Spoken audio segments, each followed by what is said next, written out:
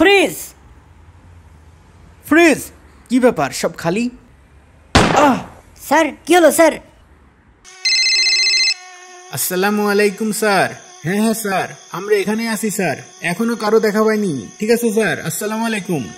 এই চোরের বাচ্চাটা এলে তো বাঁচতাম, তাহলে এই মশার বাচ্চারা তুলে নিয়ে যাবে মনে হচ্ছে। ইস ইস ইস। আরে আস্তে আস্তে, তোর চিৎকারে তো চোর পালাবে। Hello control room, hello control room, ব্রিজের কিনারে একটা বস্তুবন্দি বডি পাওয়া গেছে। Hello control room. ইয়াল্লাহ।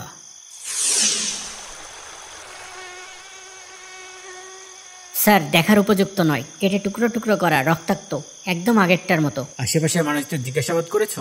আশেপাশে কেউ ছিল না স্যার। ধারণা করা হচ্ছে এই নদীতে লাশ ফেলতে যাচ্ছিল। টহল পুলিশের সাইরেনের শব্দে লাশ ফেলে পালিয়ে গেছে। ফরেন্সিকে খবর পাঠিয়েছি। প্রেস জানতে পেরেছে? এখনো না। প্রেস যেন না জানে। Okay sir. স্যাম, এটাতেও হার্ট, লিভার, কিডনি মিসিং। বোঝাই যাচ্ছে একই সাইকোর কাজ। এটা কি কোনো সিরিয়াল কিলার টাইপের কিছু? সিরিয়াল কিলার তো বটেই, তবে তার কোনো বড় উদ্দেশ্য আছে। কেমন?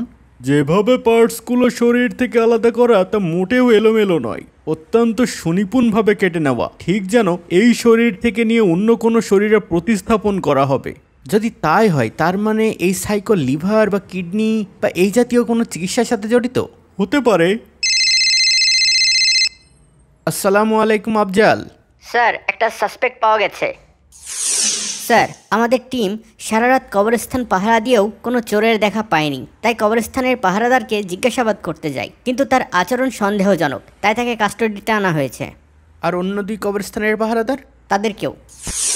আমি কিছু জানি না স্যার, আমি কিছু জানি না, আমি কখনো কিছু দেখিনি।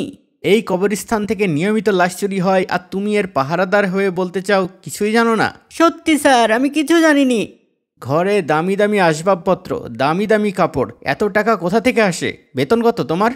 বলছে মাত্র 12,000 টাকা বেতনেই এত কিছু করে স্যার।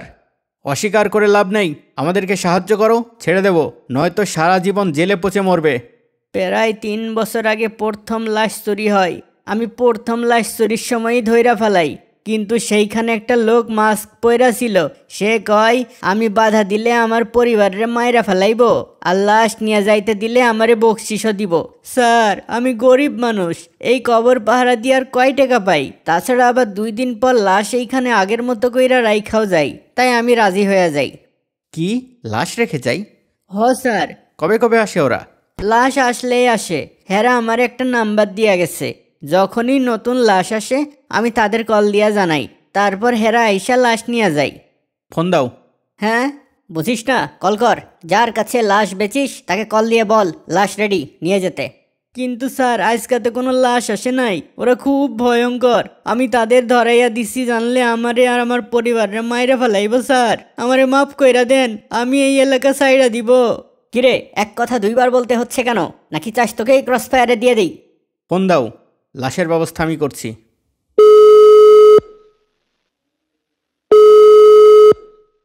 হ্যালো, মুর্দা আইছে। কয়টা? একটা। আফজাল। জি স্যার। ওই টুকরো করা বডিটার কোনো পরিচয় বের করতে পেরেছো? না স্যার, ফিঙ্গারও ছিল না, তাই বায়োমেট্রিকেও দিতে পারিনি। তাকে অজ্ঞাত হিসেবে কবর দিয়ে দাও, কুইক। Okay sir. কিরে, আজকে তোকে মশাই কামড়াচ্ছে না? না, গতবার খুব কামড়েছিল, তাই এবার অডোমস লাগিয়ে এসেছি। বাহ, দে তো আমাকেও একটু, মশার জ্বালাই টেকা দাই। টিউব তো ভ্যানে। দুইজন লোক ভ্যানে এদিকেই আসছে। ওই যে পাহারাদার বের হলো, কিছু বলা বলি করছে। বলে দেবে না তো আমাদের কথা? আরে না না, ওই যে কবরস্থানের ভিতরে ঢুকছে। আস্তে আস্তে চল, আমরাও আগাতে থাকি। যেই পাহারাদার বের হয়ে যাবে অমনি গিয়ে ধরবো। ওই যে কবর খোঁড়া শুরু করেছে। টিং টিং টিং। ইস, সাইলেন্ট করা হয়নি।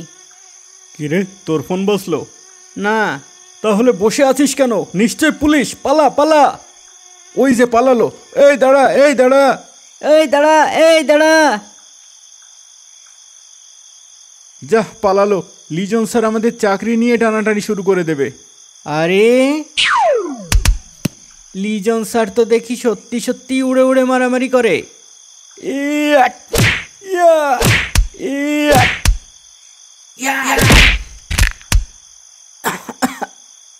বল কি করিস এইসব লাশের লিভার কিডনি দিয়ে? আমরা জানি না স্যার, আমাদের কাজ লাশ চুরি করে ডেলিভারি দিয়ে দেওয়া। কোথায় ডেলিভারি দিস? কোনো নির্দিষ্ট জায়গা নেই, যখন যেখানে বলে সেখানেই ডেলিভারি দিই। কে বলে, কি নাম? আদম ব্যাপারী। আদম ব্যাপারী? হ্যাঁ স্যার, আদম ব্যাপারী আমাদের ফোন দিয়ে লাশ চুরির অর্ডার দেয়, তারপর আমরা পাহারাদারের সাথে দেখা করি, সে আমাদের কবর দেখিয়ে দেয়, তারপর আবার আমরা ফোন দিলে আদম ব্যাপারী কোথায় ডেলিভারি দিতে হবে বলে দেয়। আমরা সেখানে গেলে আমাদের থেকে লাশ ট্রাকে তুলে নেয়, তারপর কখনো কখনো 2-1 দিন পর লাশ ফেরতও দিয়ে দেয়, তখন আমরা আবার এখানে রেখে যাই। এখানে রেখে যাস? কিভাবে রেখে যাস? স্যার, একে ক্রস ফায়ারে দিয়ে দিই। বলছি বেশিরভাগ কবরগুলোই দেওয়া হয় এমন জায়গায় যেন পাশে একটা পুরনো কবর থাকে।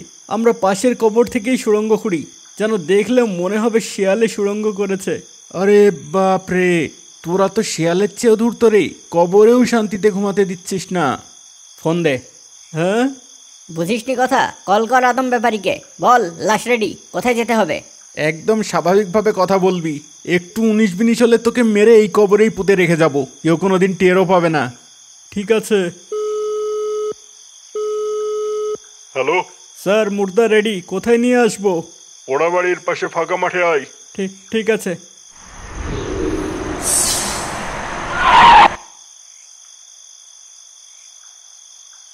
কিরে, লাশ 2টা হলো কিভাবে? আমাকে তো বললো একটা। এক পুলিশের বাচ্চার সাথে মারামারি হয়েছে, মায়েরা ফেলাইছি, এইটাও দিয়া দিব যদি কিছু বকশিস বেশি দেন। কিরে, তুই পুলিশ মেরে ফেলেছিস? তোকে না বলেছি পুলিশের ঝামেলা এড়িয়ে চলবি, এইসব আমরা সামলাবো। ঠিক আছে। কিরে, তোর গলা কাঁপছে কেন? এমনি শীতে। হ্যাঁ, ফাঁদ, পালা আবুল, পালা।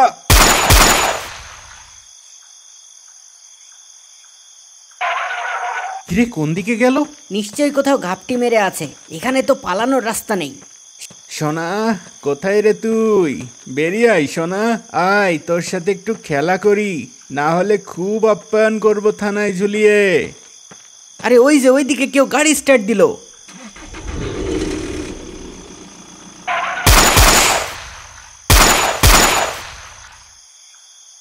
বল কে তুই, কোথায় নিয়ে যাচ্ছিলি এই লাশ? বলবো না, তোরা আমার বসকে চিনিস না, আমাকে আটকিয়ে রাখতে পারবি না, তোদের সবাইকে আমার বস মেরে ফেলবে। কে তোর বস? বলবো না।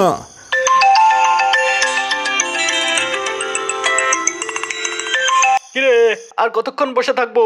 মাল পেয়েছিস? ও নিজেই এখন মাল হয়ে গেছে, অপেক্ষা কর, আর বেশিক্ষণ বসিয়ে রাখবো না। কে তুই? আমি কে সেটা তুই খুব শীঘ্রই জেনে যাবি। তুই আমাকে চিনিস না? আমি তোকে এখনো চিনি না, কিন্তু খুব শীঘ্রই তুই আমাকে চিনে যাবি। পর্দার ওপারে তুই যেই হোস না কেন, তোকে আমি ধরেই ছাড়বো ইনশাল্লাহ। I am waiting. I am coming. আয়, আজ তোকে থানায় ঝুলিয়ে ইচ্ছা মতো বানাবো। ওরে বাবা, ওরে বাবা, ওরে বাবা, ওরে বাবা, ওরে বাবা, ওরে বাবা, আমার না স্যার। কি করিস এসব লাশের হার্ট, লিভার, কিডনি? সারা দেশে অলিতে গলিতে নামে বেনামে এত হসপিটাল, যেসব heart transplant, kidney transplant operation সরকারি হাসপাতালে হয় না, সেসবও ওইসব অখ্যাত জায়গায় হয়। এইসব লিভার, কিডনি আসে কোথা থেকে? এর বেশিরভাগই এইসব লাশ থেকেই কেটে বের করে নেওয়া হয়।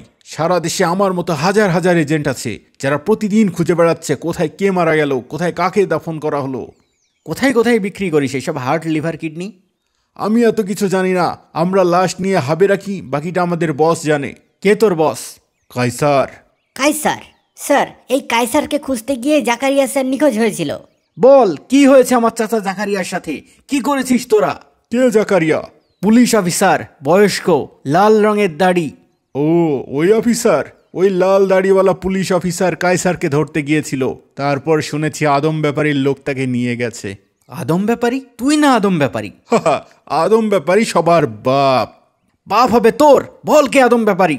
আদম ব্যাপারী তো আসল, এই অর্গান মার্কেটে সে সবার বাপ। কি মার্কেট? Organ market. সারা দেশ থেকে যে লাশ চুরি হয় সবই হয় এই অর্গানের জন্য। শুধু দেশেই না, বিদেশের নামি দামি হসপিটাল থেকেও অর্ডার আসে এইসব হার্ট, লিভার, কিডনির।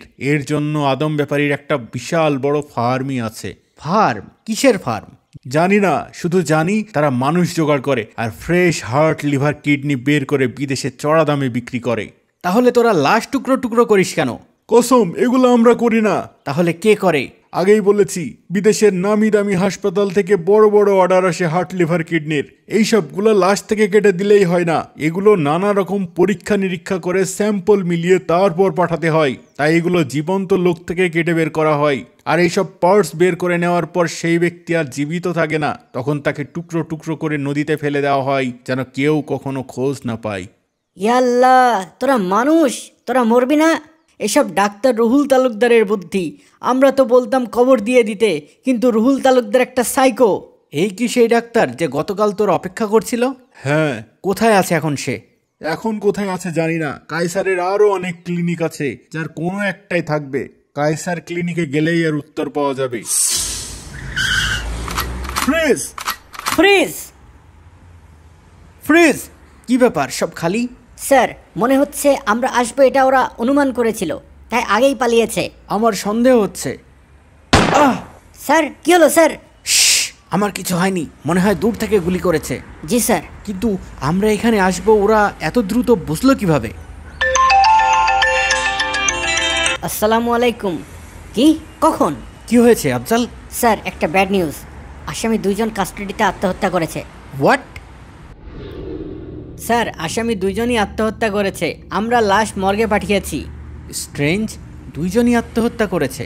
এর আগেও যে সাসপেক্টকে ধরা হয়েছিল সেও আত্মহত্যা করেছিল। জি স্যার, খুবই চিন্তার বিষয় হয়ে গেল। সামনে অনেক প্রশ্ন, অথচ আমাদের হাতে আর কোনো সাসপেক্টই থাকলো না। এখনো আমাদের হাতে জব্দ করা একটা গাড়ি আর 2টি মোবাইল ফোন আছে। জি স্যার। গাড়ির ডিটেলস বের করো, কল লিস্টগুলো চেক করো। ওই ডাক্তারের নাম্বারের সমস্ত তথ্য আজকের ভিতরই আমার চাই, কুইক। Yes sir. 2 জনের মৃত্যুই সায়ানাইডের জন্য হয়েছে। সায়ানাইড? ওদের কাছে সায়ানাইড কিভাবে আসবে? এটা তো জানি না, তবে এই ধরনের সায়ানাইড খেয়ে আত্মহত্যা সাধারণ লোকের কাজ না। এর পিছনে অবশ্যই কোনো প্রেসক্রিপশন করার মতো ডাক্তার আছে। আসসালামু আলাইকুম আফজাল। স্যার, কায়সারের খোঁজ পাওয়া গেছে। স্যার, যে গাড়িটা ধরা পড়েছে ওটা একটা চোরাই গাড়ি। আমাদের মিসিং লিস্টেই পাওয়া গেছে। চাঁদের হাসি সুপার ফার্ম নামে একটা কোম্পানি 2 বছর আগে এই গাড়ির মিসিং রিপোর্ট করে রেখেছে। চাঁদের হাসি সুপার ফার্ম? জি স্যার। মজার ব্যাপার হলো, চাঁদের হাসি সুপার ফার্ম নামে কোনো প্রতিষ্ঠানের অস্তিত্ব সরেজমিনে গিয়ে পাওয়া যায়নি। স্ট্রেঞ্জ, কোনো ফোন নাম্বার নেই? জি স্যার, মজা তো এখানেই যে মোবাইল নাম্বারটা দেওয়া আছে সেটা কায়সারের নামে রেজিস্ট্রেশন করা। বাহ, কেমন মিলে যাচ্ছে মনে হচ্ছে। জি স্যার, এই সেই কায়সার যাকে আমরা খুঁজছি। সে নিজেই নিজের গাড়িকে মিসিং দেখিয়ে রিপোর্ট করিয়ে রেখেছিল, যেন অবৈধ কাজে ব্যবহার করতে পারে। নাম্বারটা ট্রেস করেছো? জি স্যার। আরও মজার ব্যাপার হচ্ছে স্যার, ওই ডাক্তারের নাম্বারও রেজিস্ট্রেশন করা হয়েছে কায়সারের নামে। কায়সার? সব কিছুর গোড়া এই কায়সার। এই একটা ব্যক্তিকে ধরতে পারলেই সব রহস্যের সমাধান হয়ে যাবে। জি স্যার, সেই দিন আর বেশি দূরে নয়। আমরা কায়সারের ঠিকানা অলরেডি পেয়ে গেছি। কোথায়, কিভাবে? গত 1 সপ্তাহে ডাক্তারের নাম্বারে ট্রেসিং রিপোর্ট হাতে এসেছে স্যার। একটা ক্লিনিকে তাকে বেশিরভাগ সময়ই থাকতে দেখা গেছে। কি ক্লিনিক? চাঁদের হাসি ক্লিনিক। চাঁদের হাসি ক্লিনিক? জি স্যার, এই সেই ক্লিনিক যেখানে জীবন্ত মানুষ হত্যা করে লাশ টুকরো টুকরো করা হয়। তুমি কিভাবে জানলে? জেনেছি স্যার। বল, রুহুল তালুকদার কাদেরকে টার্গেট করে ফ্রেশ অর্গান নেওয়ার জন্য? ওদের টার্গেট দেশের বেকার যুবক যুবতী। মানে? হ্যাঁ, সারা দেশে জায়গায় জায়গায় চাকরির বিজ্ঞাপন দিয়ে রেখেছে। 1 ব্যাগ রক্ত দিলে চাকরি দেওয়া হবে। খুব অসহায় যারা, তারাই রক্তের বিনিময়ে চাকরির জন্য আসে। রুহুল ডাক্তার তাদের ইন্টারভিউ নেয়। যে সমস্ত লোকের কোনো আত্মীয় স্বজন থাকে না, যারা খুব অসহায়, যাদের হত্যা করলে কেউই খোঁজ নিতে আসবে না, তাদেরকে রক্ত দেওয়ার নামে অজ্ঞান করে অপারেশন করে হার্ট, লিভার, কিডনি বের করে নেয়। সব শেষে বডিটা টুকরো টুকরো করে নদীতে ফেলে দেয়, যেন মাছে খেয়ে নেয়। এভাবেই চোখের সামনেই গত 3 বছর ধরে হায়নার মতো একে একে খুন করে যাচ্ছে রুহুল তালুকদার। আর এইসব হার্ট, লিভার, কিডনি পাঠিয়ে দিচ্ছে বিদেশে। কোথায় করে এই কাজ? ঠিক নেই স্যার, সারা দেশে অনেক হাসপাতাল ওর, তবে খুব ছাপড়ি একটা ক্লিনিকে ওদের হেড অফিস। কোন ক্লিনিক? চাঁদের হাসি ক্লিনিক। তুমি এতদিন বলনি কেন? স্যার, রিমান্ডের পরই তো আমরা কায়সার ক্লিনিকে রেড দিই, আর ওরা আত্মহত্যা করে। তাই চাঁদের হাসি ক্লিনিকের ঠিকানা খুঁজে পাইনি। আজকে ডাক্তারের নাম্বার ট্রেস করতে গিয়ে চাঁদের হাসির লোকেশন পেয়েছি। আরও মজার ব্যাপার কি স্যার, এই চাঁদের হাসি ক্লিনিকও কায়সারের নামে রেজিস্ট্রেশন করা। কায়সার এখানেই আছে, রুহুল তালুকদারকেও এখানেই দেখা গেছে। এই ডাক্তার যদি রুহুল তালুকদার হয়, তবে কায়সারের নামে সিম রেজিস্ট্রেশন কেন? তবে কি রুহুল তালুকদারই কায়সার? আমরা চাঁদের হাসি ক্লিনিকে গেলেই সব উত্তর পাওয়া যাবে স্যার। টিম রেডি করো। স্যার স্যার, এর আগেও আমরা ফুল টিম রেড দিয়েছি, কিন্তু ওরা আগেই পালিয়ে গেছে। স্যার, এবার আমরা দুজন সিভিলে রেড দিই। আশা করি আমরা দুজনই যথেষ্ট। ইনশাল্লাহ। স্ট্রেঞ্জ, আজকেও কেউ নেই, পুরো হাসপাতাল ফাঁকা। আশেপাশে চেক করে দেখো, সবগুলো রুম চেক করে দেখো কোনো কিছু সন্দেহজনক পাও কিনা। জি স্যার। কিন্তু সব কিছু নর্মাল মনে হচ্ছে, একটু আগেও ছিল, কোনো কারণে হঠাৎ সরে গেছে। বারবার আমরা আসার খবর ওরা আগেই পেয়ে যাচ্ছে কিভাবে? আরে ওইটা তো একদম সে আরাফাতের ব্যাগের মতো। না না, এখানে আরাফাত কোথা থেকে আসবে? আচ্ছা দেখি তো। ইয়াল্লা, এ তো আরাফাতের সিভি। ইয়াল্লা ইয়াল্লা, আমার বন্ধু তাহলে এই হায়নার খপ্পরে পড়েছিল। ইয়াল্লা, কত কষ্টটাই না পেয়েছিল আমার বন্ধু।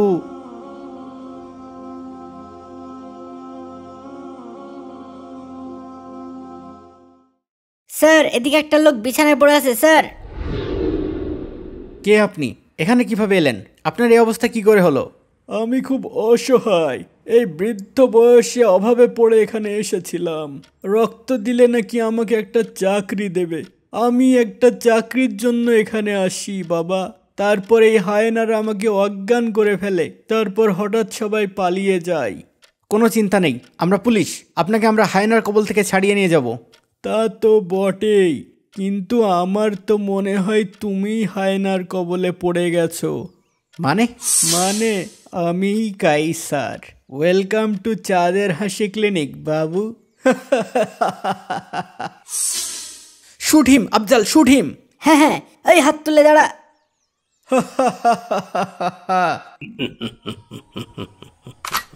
হ্যাঁ আফজাল, কেন? এটুকুও বুঝিস না? তোকে স্পেশাল অফিসার কে বানিয়েছে? ভেবেছিলাম একটু বুদ্ধি শুদ্ধি থাকবে, তোর তো দেখি কিছুই নেই। আমিও আদম ব্যাপারীর লোক। হ্যাঁ, আমি কাস্টডির সাসপেক্টদের পেইন কিলারের নামে সায়ানাইড দিয়ে মেরেছি। আমি তোর চাচাকে তোরই মতো এখানে নিয়ে এসেছিলাম। আমি নিজ হাতে তোর চাচাকে মেরেছি, আর এখন তোকে মারবো। তোরা কি মানুষ? একটা মানুষ হয়ে আরেকটা মানুষকে কিভাবে খুন করিস তোরা? এই যে এভাবে। হ্যাঁ, ইয়া, ইয়া, ইয়া, ইয়া, ইয়া। তুই যে পুলিশের একটা কালপ্রিট, এটা বুঝতে স্পেশাল অফিসার হওয়া লাগে না। তুই সাসপেক্টকে রিমান্ডে নিস, কিন্তু তথ্য গোপন করিস। রেড দিলে আসামি পালিয়ে যায়, এগুলো বোকাও বুঝবে। আর আগের রাতে সাসপেক্টদের পেইন কিলার দিয়েছিলি, এটাও আমি জানতে পেরেছি আগেই। আর তাই তো অনেক আগেই তোর পিস্তল বদলে দিয়েছি। আর যখন এখানে দুইজন আসার কথা বললি, তখনই আমি বুঝে গেছি তোর প্ল্যান। আর তাই তো ব্যাকআপ প্ল্যান রেডি করে রেখেছি। ফ্রিজ ফ্রিজ, এই যে আমার ব্যাকআপ টিম চলে এসেছে। স্যার, বাইরে সব ক্লিয়ার, সবাইকে অ্যারেস্ট করে পুলিশ ভ্যানে নিয়ে যাও, শুধু কাইসারকে এখানে রেখে যাও। কি করবে আমার সাথে? আমাকে গ্রেপ্তার করো, আমাকে থানায় নিয়ে চলো। এই তোমরা কি করবে? ঘোষণা করে দাও ক্রস ফায়ারে কাইসার মারা গেছে। না না, আমাকে মেরো না। যা করতে বলবে আমি তাই করব। যা করতে বলবো? কি করতে হবে? রুহুল তালুকদার কোথায়? ও একটা অর্গান ডোনেশন সেমিনারে বগুড়াতে গেছে, বিশেষজ্ঞ ডাক্তারের চেম্বারে। রুহুলের ফোন। লাউড স্পিকারে দিয়ে রিসিভ কর। কিরে কাইসার, ওই পুলিশের বাচ্চাকে মেরেছিস? আর কতক্ষণ? আর একটু ধৈর্য ধর, বেশি দেরি করাবো না। I am coming.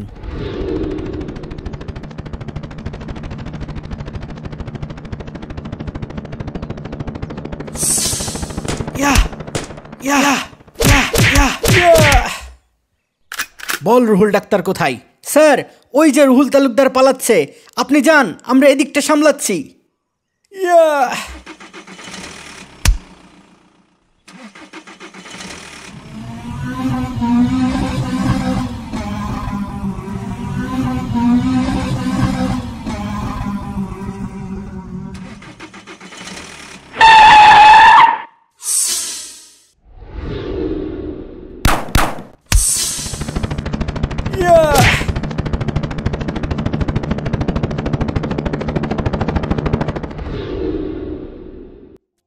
চাচা, আমি জানি আমি কখনোই আরাফাতের জায়গা নিতে পারবো না, কিন্তু আপনি যেমন আপনার ছেলে হারিয়েছেন, একই সাথে আমার যে একমাত্র চাচা ছিল, সে ওই একই হায়নার কবলে নিহত হয়েছে। আজ আমি এতিম, আপনারাই আমাকে দত্তক নিন। আজ থেকে আমি আপনাদের ছেলে। আমি কুলসুমার ছোট দুইজনের বড় ভাই এখন থেকে। ওদের সমস্ত খরচ আমি চালাবো। ওদের ভালো স্কুলে ভর্তি করিয়ে দেন। আমি ছুটি পেলেই বাড়ি চলে আসবো চাচা। আরাফাত, আজ যদি তোমার চাচি বেঁচে থাকতো। আরাফাত।